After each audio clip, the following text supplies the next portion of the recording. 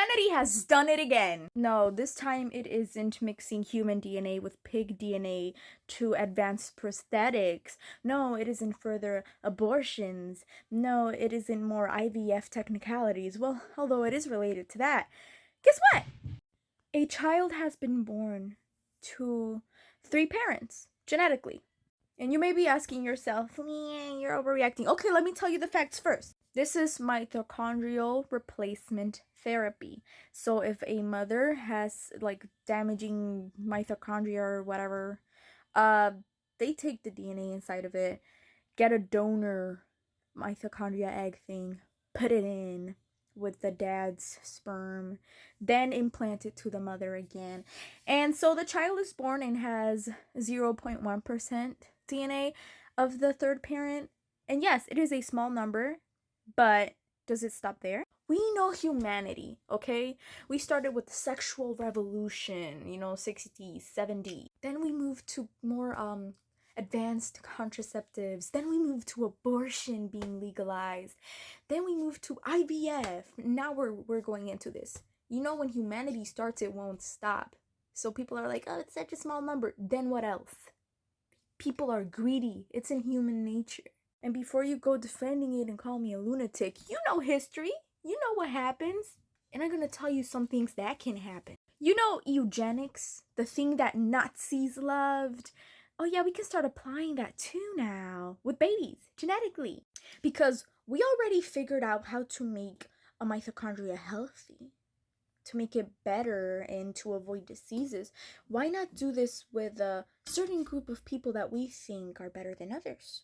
We can make their children better, healthier, stronger, smarter, genetically.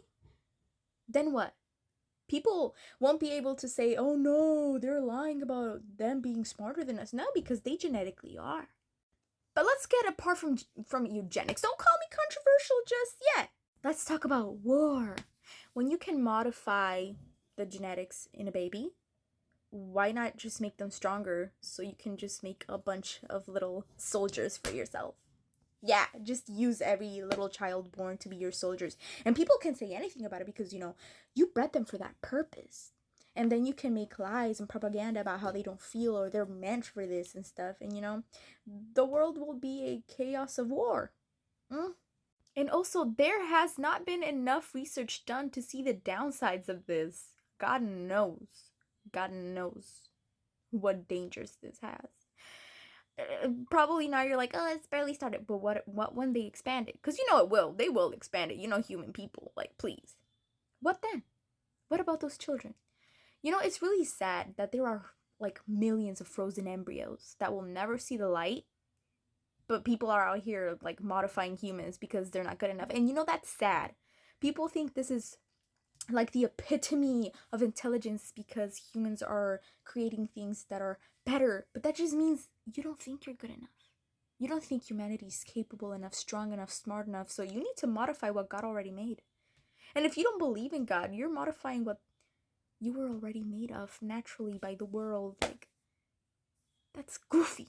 And don't get me started with the rise of AI and this is gonna be fun. This is gonna be fun. And if you're a very crazy person that's like, oh my gosh, yes, let's expand this genetic modification thing, I want to see your face when things get bad. Because it's already getting bad, I'm just saying. But I just wanted to update you on that.